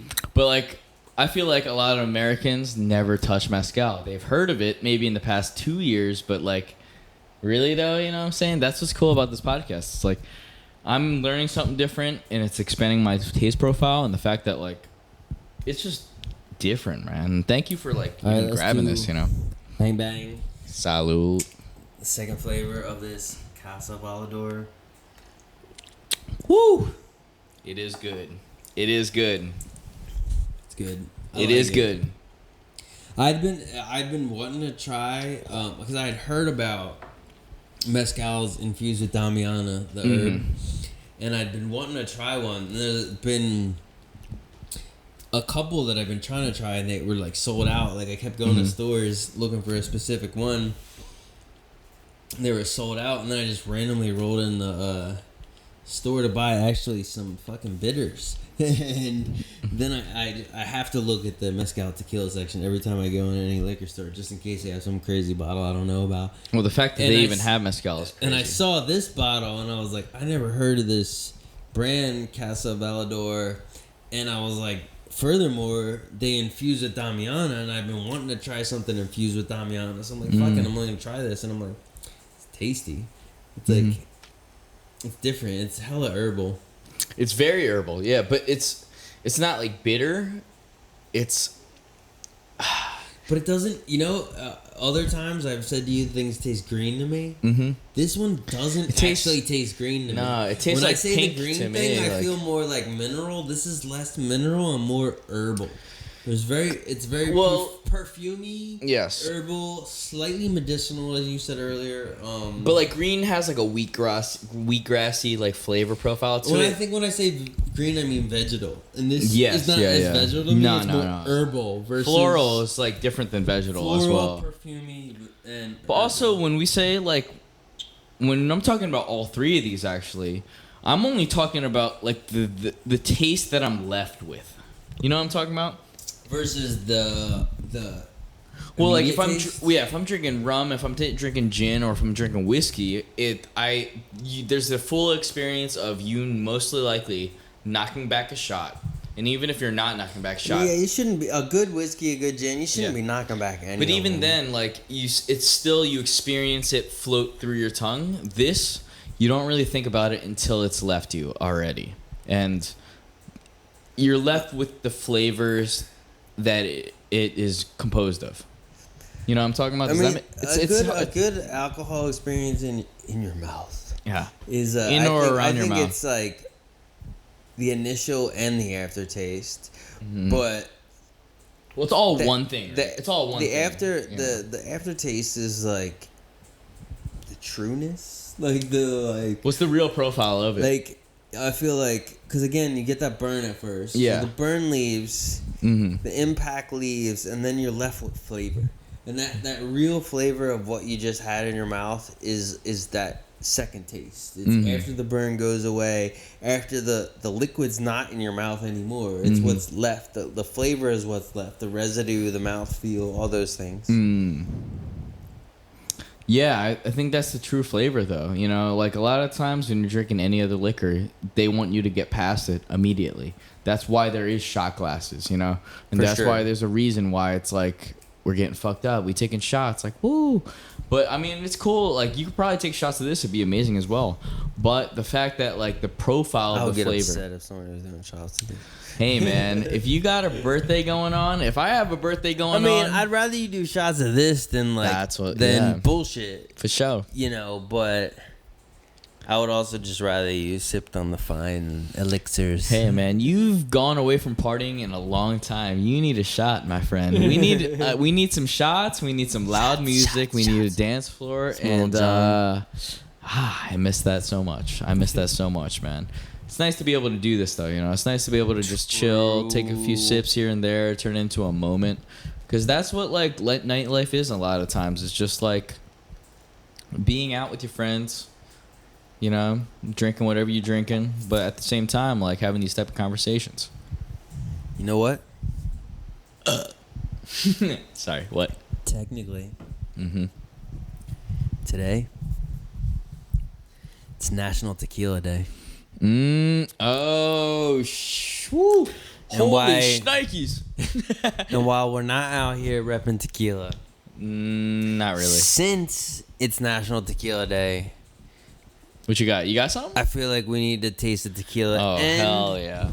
Since we had this Anejo mezcal on deck, I feel like if we bring an Anejo tequila into the mix here, it goes with dude. Good yes. for the comparison for us, for the people. Well, I mean, it's fucking National Tequila Day. Yeah, and at the end of the day, guys, we're doing this for us. You know, this isn't like a thing. Like, we're not being mezcaliers. We're aspiring mezcaliers, and more than anything, it's more about like expanding your profile. You know, so like I don't know how this whole thing is gonna lay out, but the last recording that we did, we had a gin as our bonus round.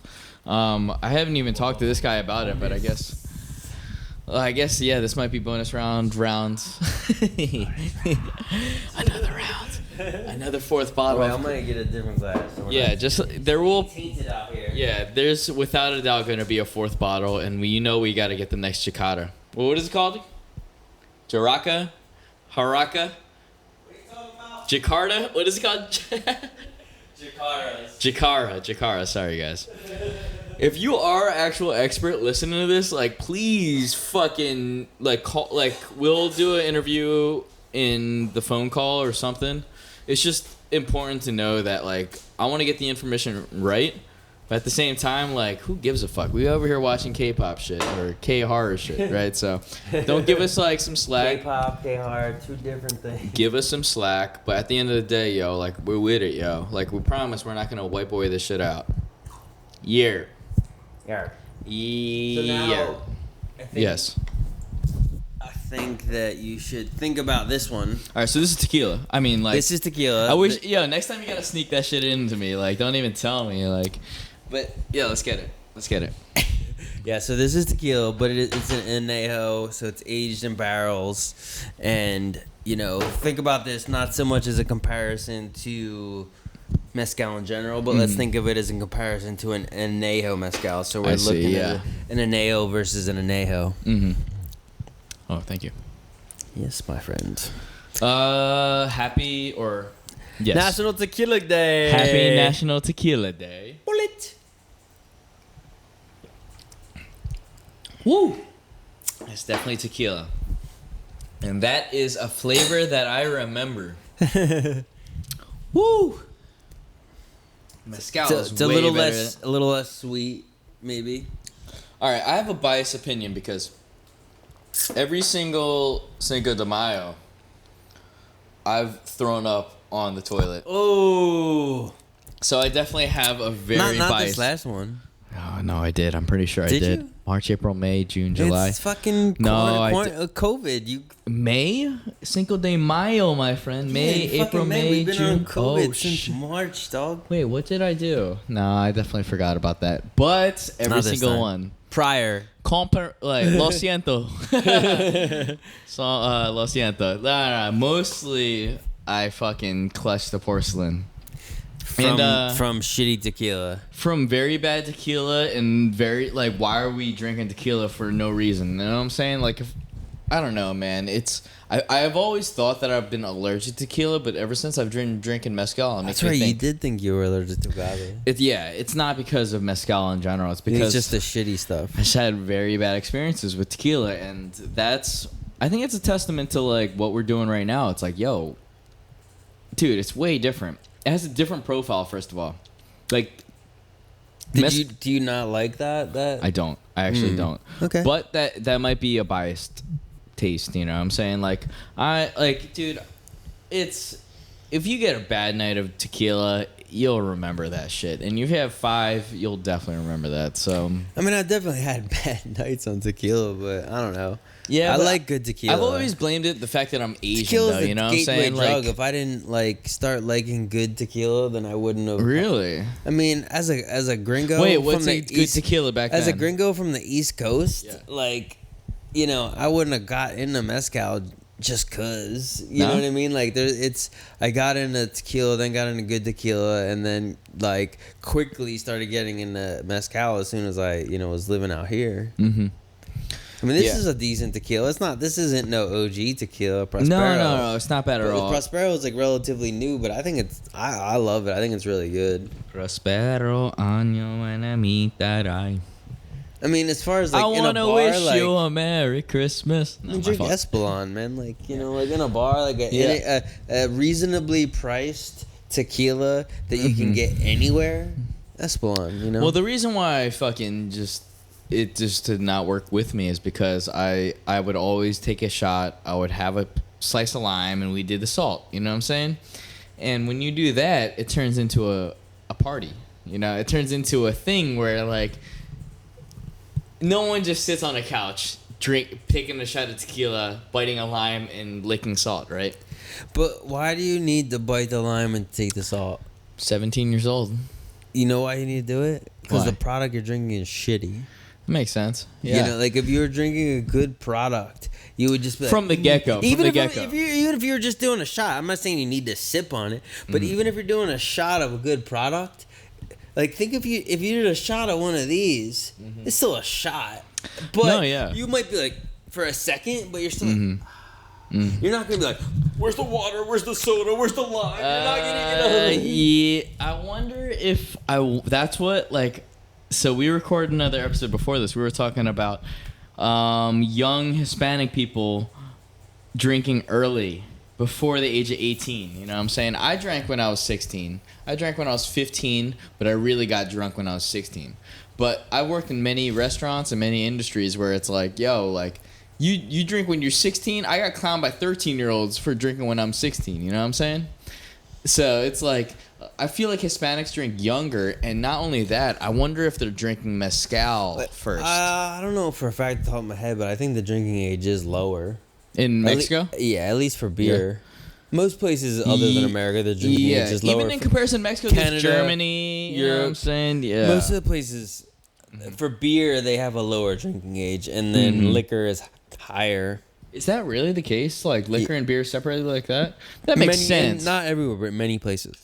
Well, it makes sense. Like, yo, it takes forever to get hammered off of beer. But at the same time, bro, like, that's where my alcoholism started, probably. These, like, halter tops on these chicks. Yo, we switched it up to Taxi Driver. This is an extended episode, by the way. I don't know if we've already ended it, but at the same time, if you listen right now, I mean, we're probably, like, in the like crescendo here, wrapping it up with our little bonus round of but at the end tequila. of the day, we might wrap it up, but we might also give you a little extra, you know what I'm saying? After we stop the cameras, I'm gonna start crunching chips. I'm gonna start eating salsa and chips. You subscribe on the bonus content is if you don't mind crunching. If you don't mind Gare having a seizure while he's eating these chips, then subscribe to our Patreon, I guess.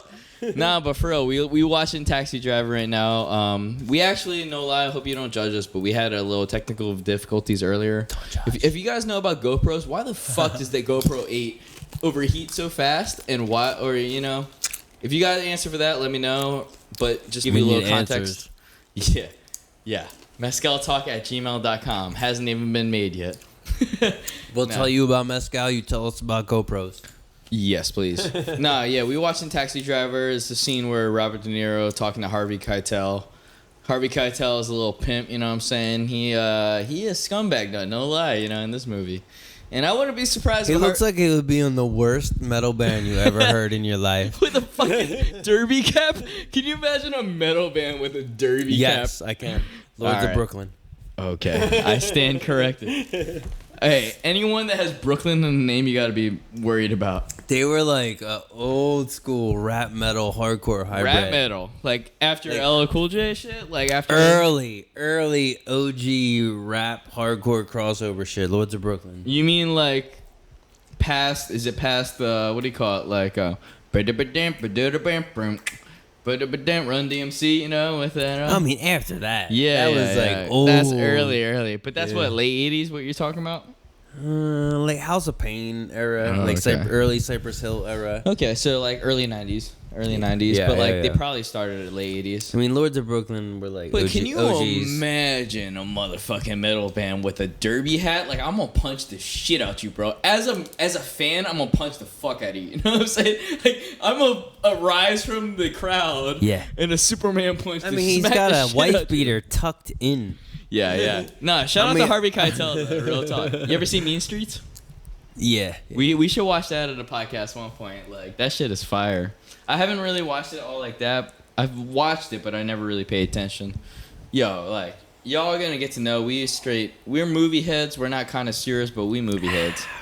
I really like this Prospero, man. Prospero, yeah, see? To be honest, I think it's more of a drinking Anejo than the Mezcal. No, that's why the Mezcal. This particular Mezcal Anejo is really sweet, and I love it. I think it's amazing, but one or two after a meal. I think it's definitely, to me personally, it's in the dessert category. Because of like a honey vibe. Yeah. I can fucking drink. This I can drink. See, that's why I say it's biased, because I definitely can't say. I've just puked I've puked at least 9 times on 9 different Cinco de Mayos. He's got a count of 9. It's at least 9. No, it's at least 7, but he has probably a little 9. like chalkboard in his room where he just does the little check marks and the scratch. 9. I'm at 9. I'm at 9 puking right now. I puked 9 times on last Cinco de Mayo, I was just fine. No, I just know you know how, like, as you age, your taste profile grows. For sure. Same way, like, I explained it in the last recording, like, I just drank, what do you call it? Henny. I can't drink it anymore. It's just sometimes, like, I don't know. I'm nostalgic in general. I'm nostalgic in general. So, like, something gives me a bad vibe, I avoid it altogether most of the time. Sorry if that's lo siento. I mean, there's plenty of liquors that I've puked up a number of times, and how many times have you puked on mezcal though? I don't think I ever. See, that's what I'm saying. I'm gonna give it 2 out of just in case. Shit. Just in case. I can't think of one. I off my head. probably have though. Actually, I'm gonna give it 2 you. just in case. There was a one time I puked like in the past year. Are you really alive if you don't puke from alcohol every year? Deep thoughts by Alex Dale. Deep thoughts. Deep thoughts. Are you really alive if you haven't puked from alcohol in the last year? Don't lie to me. Don't lie to me.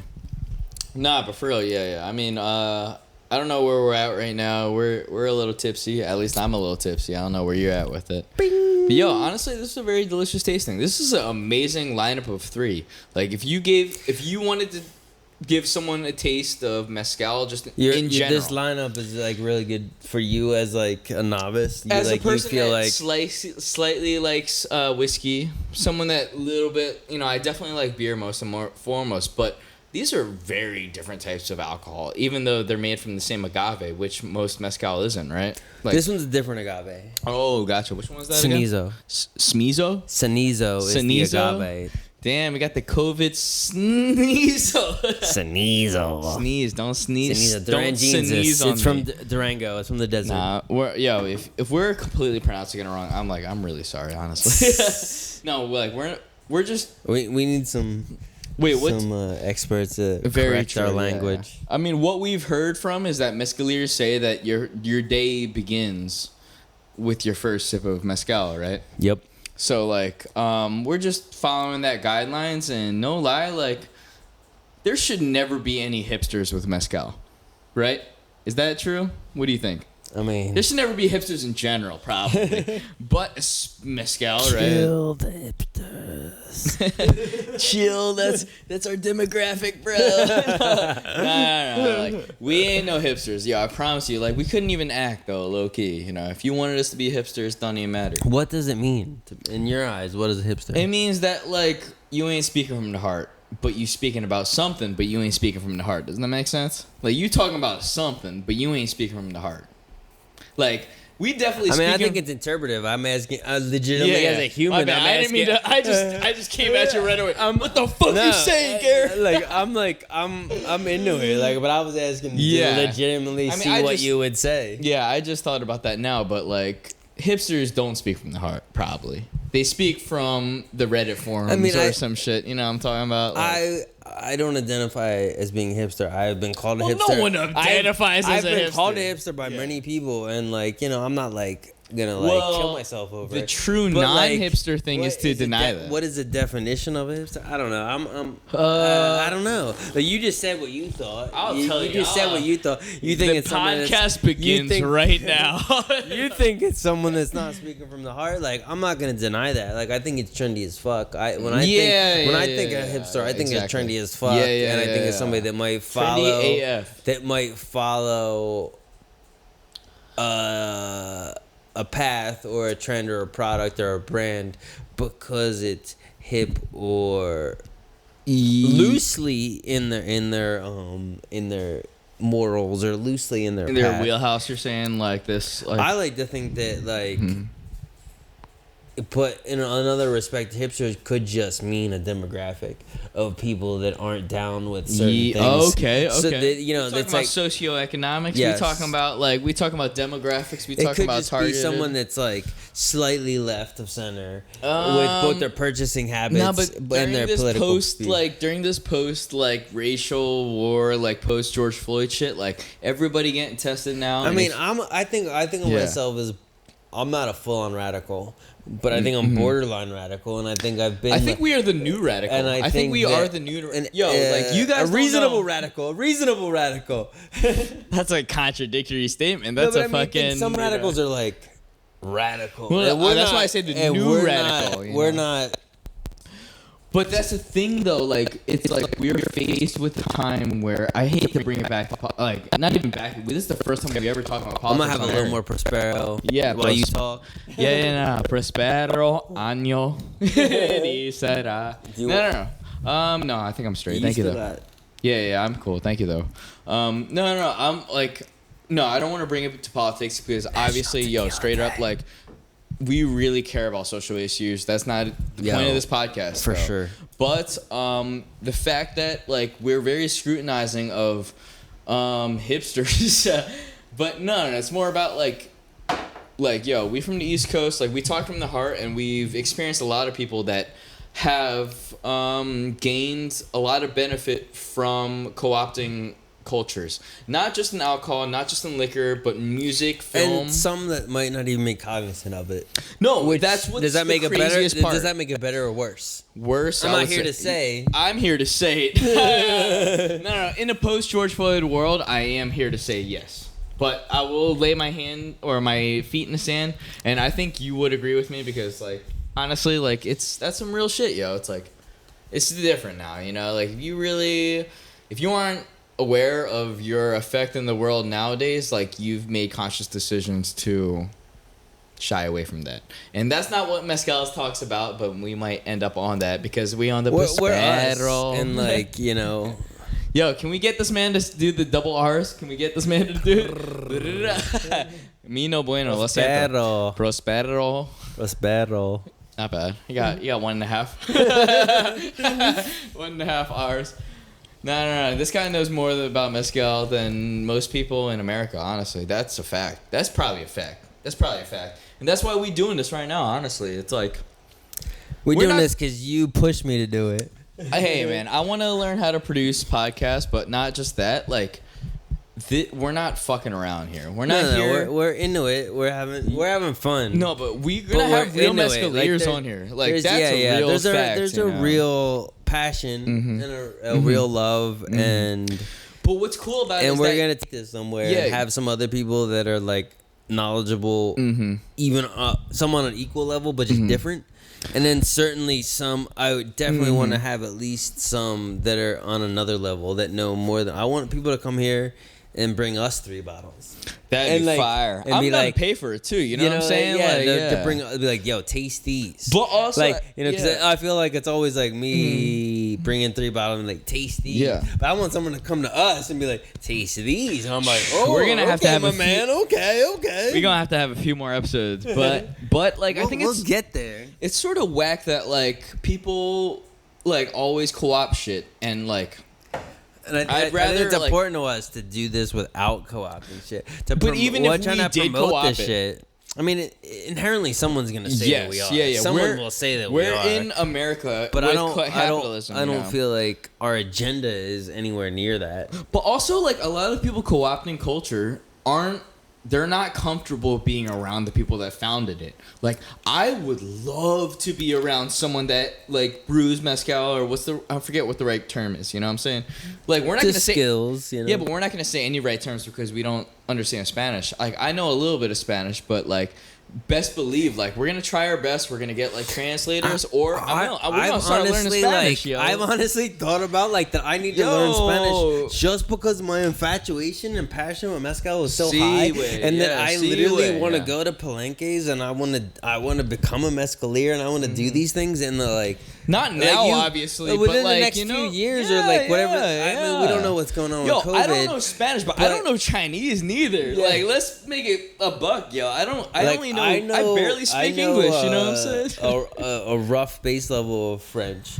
And I'm hoping, I know more Spanish than you though, but like I don't. Yeah. I know a little French from schooling and but you know what's fire about? I want to learn. I want to take that to another level for Spanish because of mezcal. That's not because beautiful. of That's anything beautiful. else. Like mezcal and my passion for mezcal. Champagne ain't doing that for you. The fact that I want to like go and actually take mezcalier classes in Oaxaca. That's fire. That's fire. Has literally indicated to me that I need to know Spanish at least on a rudimentary level. Yeah. Because you gotta at least say sorry, thank you, excuse me. I don't think that I can adequately. Let's say adequately. I don't think that I can adequately pursue my mezcal passion further without learning at least a rudimentary level. Yes. You know, because to go to Oaxaca and to take classes, to go to Oaxaca and visit a palenque and take anything home from. I could go to a palenque and be like, oh, this looks cool. But to take anything home from it, enrich my brain, is that they're gonna talk to me in Spanish. They're not gonna fucking know English. Well, and I might have a translator with me, maybe, but like to me to really digest it, and really bring something home from it, and really enrich myself, and to really become a 360 in the game, I need to know Spanish better. I think so like too. It's interesting that liquor is if you take away all the like bells and whistles, you like to say bells and whistles. Sure. You take away all the bells and whistles. It's interesting to look at the fact that liquor is making me want to learn a second language.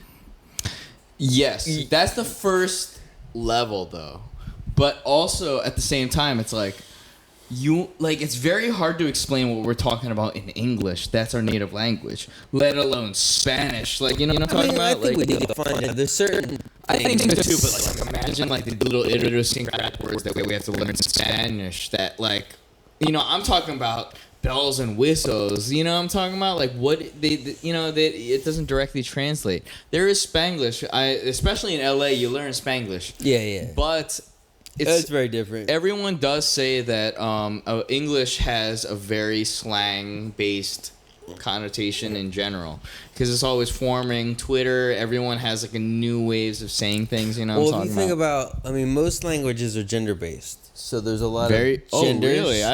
I I mean, I know that there's some, the romance languages, which is the majority of languages. Yeah. So we romantic fellas over here. No, because English is not the romance language. But but hey, man, I'll buy you some flowers. We're talking about Spanish, French. We out here, we're talking about Spanish, French, Italian, English.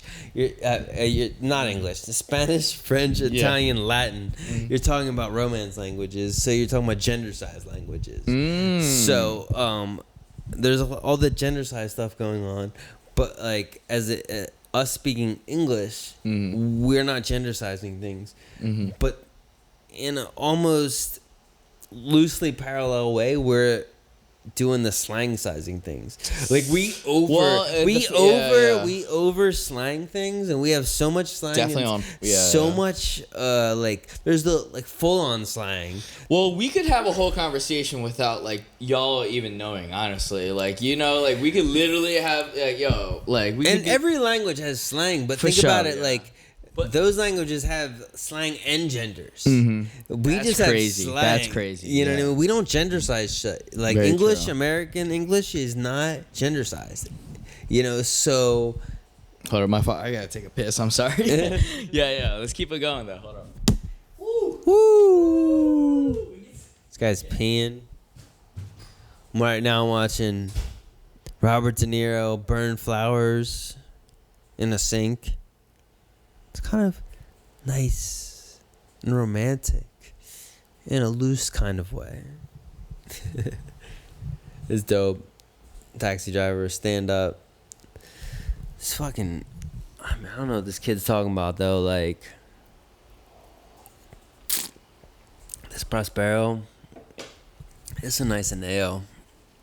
Rita Ora. Stand up. Shout out. National Tequila Day. We out here. But mezcal's my jam.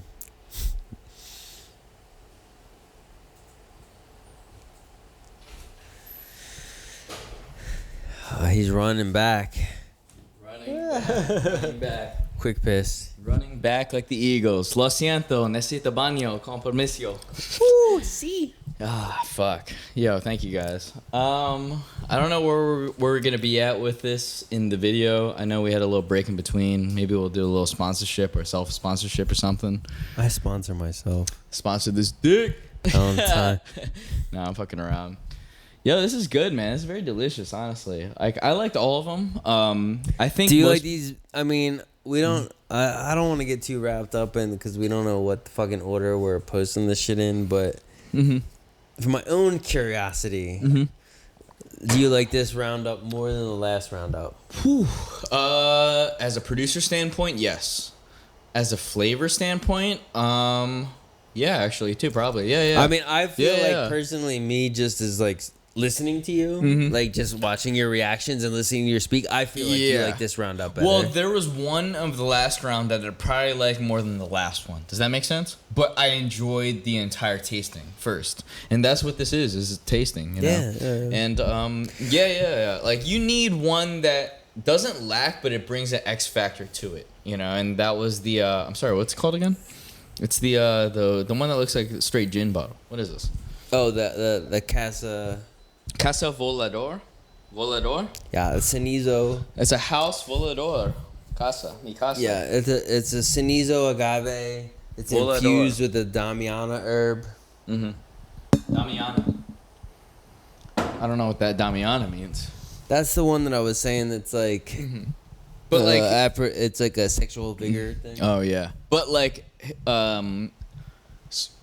sorry, guys. Spanish has a lot of Latin influence. So Dami, you know what I'm saying? Yeah, Dami. Like, all Romance languages are based off of Latin. Oh, yeah. I mean, Latin motherfuckers are probably just having sex left and right. French, and Spanish are all based off of Latin. Those four of the Romance languages. Oh, Romance has an actual thing. The Romance languages is a real term, yes. I'm just talking about motherfuckers that could deliver in the bedroom. Romance. This kid. Action. Oh man, I'm sorry guys. I mean, obviously, so the whole point of this podcast, hopefully, that we could schedule this in a way where you are able to order these bottles, or you're able to at least I mean, that'd be cool. That'd be ideal, right? And I don't really mind think that's happening.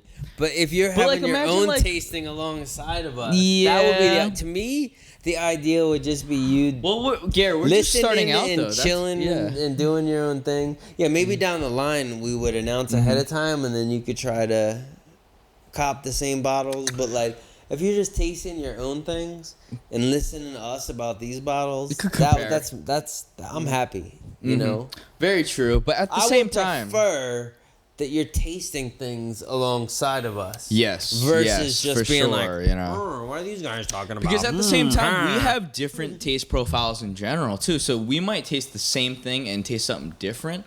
But mezcal definitely has its own essence to it. So even if you're drinking a completely different mezcal, this is coming from a complete amateur that barely even drinks now during quarantine.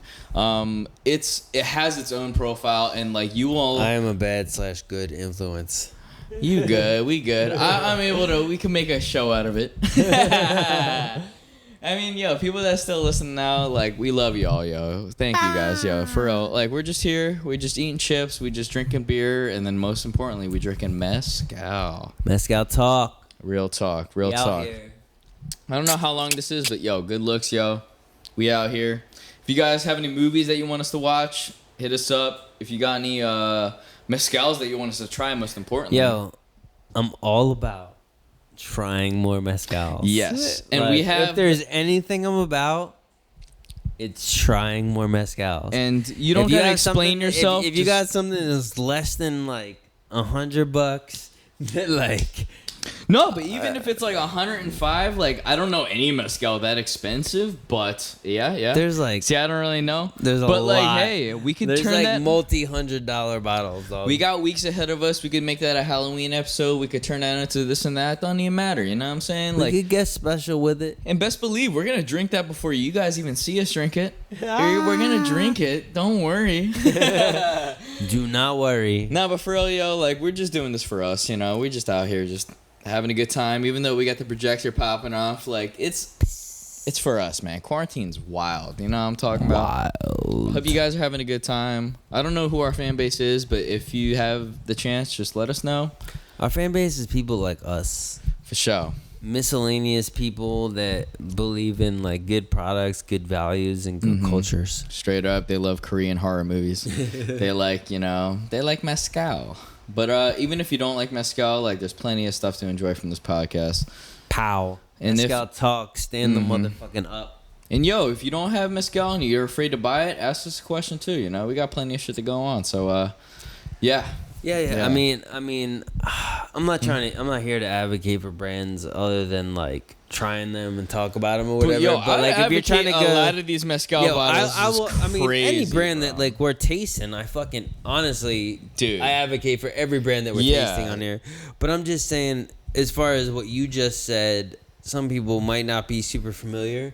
They might just like the way what we're talking about. They might live somewhere that they can't cop everything. Like if there's only certain things you can cop, like Del Maguey, Vita, it should if they carry mezcal at your store and they don't carry Del Maguey Vita, it's a problem. It's a problem. Yeah. Like if they carry any mezcal, they get Del Maguey Vita, get Illegal, Joven. Those are the two most prevalently distributed brands. Like, and they're fucking good. They're tasty. They're good. Get them. Please do not get Casamigos mezcal. It's whack. It's whack. Not the mezcal. You can get whack. Casamigos, not the mezcal. Their reposado is good. It's all right.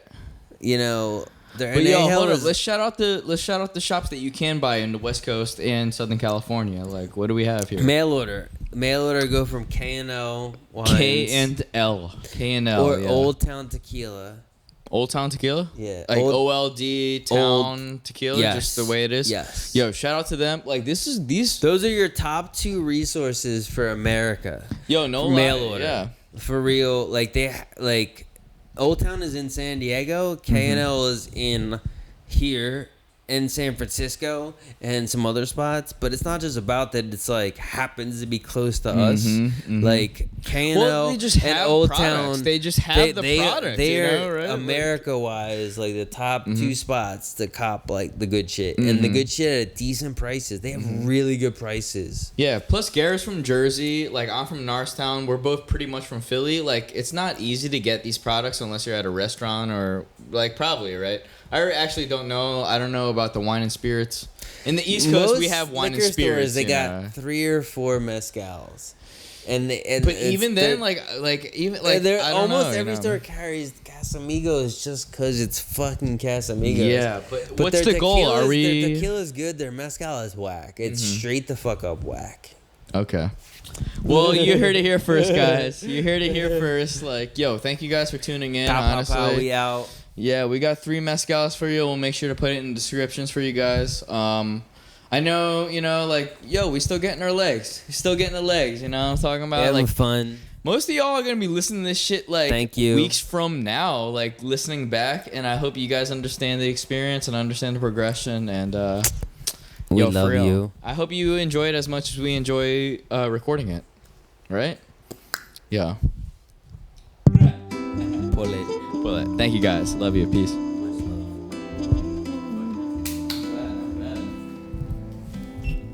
it's a little warm. It's a little warm. No, I liked it. No, I'm saying this, John. It's a little warm.